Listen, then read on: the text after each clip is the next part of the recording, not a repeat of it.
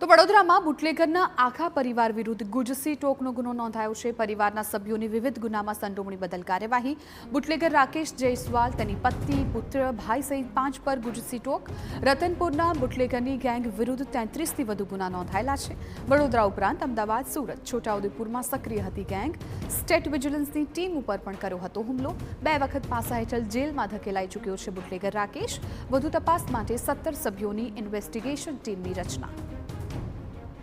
આ ગેંગ ઘણા વર્ષોથી વડોદરા ગ્રામ્યના એરિયાની અંદર એક્ટિવ હતી। એના સિવાય એમના અગેન્સ્ટની અંદર છોટાઉદેપુર, અમદાવાદ અને સુરત જિલ્લાની અંદર પણ ગુનાઓ નોંધાયા છે। મુખ્ય તौर પર બુટલેગિંગની એક્ટિવિટીથી આર્થિક લાભ મેળવીને આ ગેંગની એક્ટિવિટી હતી અને એની સાથે આપણા વિસ્તારના લોકો ઉપર ધાકધમકી આપવાનું, કોઈ એમના અગેન્સ્ટમાં બાતમી આપે તો એમના ઉપર અસોલ્ટ કરવાનું અને પોલીસના ઉપર પણ અસોલ્ટ કરવાના કેસીસ આ ગેંગ ઉપર રજિસ્ટર્ડ છે। ગયા 10 વર્ષની અંદર ટોટલ 33 જેટલા એફઆઈઆર આ ગેંગના વિભિન્ન સભ્યો ઉપર રજિસ્ટર થયા છે। તો 5 આરોપીઓની ધરપકડ કરી દેવાઈ છે। 30 દિવસના રિમાન્ડ માંગવામાં આવ્યા છે। આરોપીઓએ ગેરકાયદે પ્રવૃત્તિથી કેટલી મિલકતો ઊભી કરી છે તેની પણ તપાસ હાથ ધરાઈ છે।